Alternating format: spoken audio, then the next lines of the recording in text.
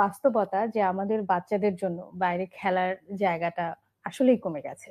এবং যেই সকল জায়গাগুলোতে এই সুবিধা আছে সেই জায়গাটা কতটুকু নিরাপদ আমার সন্তানের জন্য অভিভাবক হিসেবে এটাও আমার একটা চিন্তার বিষয়। আ অন্তত এই সময়ে। তো সেই ক্ষেত্রে আমি একজন ব্যস্ত মা হই, ব্যস্ত বাবা হই। আ বাবা-মাই তো অভিভাবকই তো। আমার আমার করণীয় কি? মাদকাসক্ত যেন না হয় আমার সন্তান, প্রযুক্তিতেও যেন আসক্তি মানে তৈরি না হয়। আমার করণীয় কি? প্রথম কথা বলব, প্রযুক্তিকে কিন্তু সন্তানকে ব্যবহার করতে দিতে হবে। আমরা তাকে প্রযুক্তি থেকে কখনোই দূরে সরিয়ে রাখবো না। কিন্তু ৩ টি শব্দ মাথায় রেখে আমরা আমাদের সন্তানকে প্রযুক্তি ব্যবহার করতে দিব। ১ম টি হচ্ছে এটি তার জন্য নিরাপদ কিনা, হুম, সেফটি। ২য় টি হচ্ছে এটি তার জন্য কার্যকরী কিনা। সে যে প্রযুক্তিটি ব্যবহার করবে এটি কি তার কোনো কাজে লাগবে আসলেই? হুম, হুম, ইফেক্টিভ কিনা তার হুম, কাজের জন্য, তার পড়ালেখার জন্য অথবা তার বিনোদনের জন্য। প্রযুক্তি কিন্তু বিনোদনের উৎস, গেম কিন্তু বিনোদনের উৎস। ফলে সে গেম সে খেলতে পারে, সে কিন্তু গান শুনতে পারে, তাকে বিনোদনের উৎস হিসেবে ব্যবহার করতে পারে। তাহলে ১ম টি হচ্ছে সেফটি, ২য় টি হচ্ছে ইফেক্টিভ, ৩rd হচ্ছে এটি রেশনাল কিনা। সে কতটুক সময় প্রযুক্তিতে থাকবে, যৌক্তিকভাবে সেটির ব্যবহার করছে কিনা।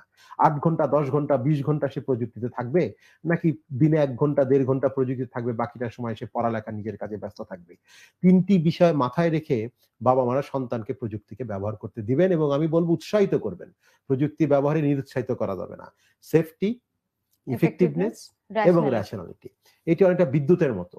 বিদ্যুৎ কিন্তু আমাদের জন্য খুব প্রয়োজনীয়। কিন্তু আমি যদি বিদ্যুতের তার স্পর্শ করি আমি কিন্তু বিদ্যুতায়িত হব। হুম, হুম। তাহলে আমি কি করেছি? তারের চারিদিকে আমি একটা আ কাবরণ তৈরি রেখেছি। করেছি।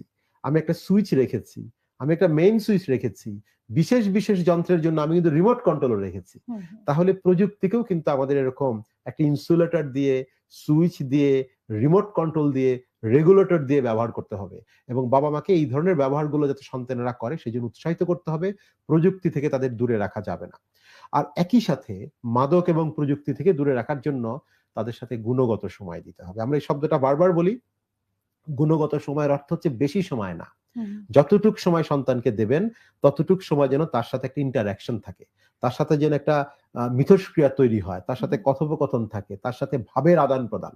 শব্দটাকে আমরা বলি ভাবের আদান-প্রদান। সন্তান কি মায়ের বা বাবার মনের ভাবটি বুঝতে পারছে কিনা? অথবা মা-বাবা সন্তানের মনের ভাবটি বুঝতে পারছে কিনা?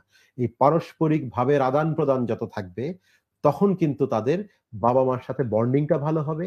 সে পরিবারটা সুসংগঠিত হবে এবং তখন কিন্তু তার প্রযুক্তি কিংবা মাদক আসক্ত হওয়ার ঝুঁকি অনেকখানি কমে যাবে।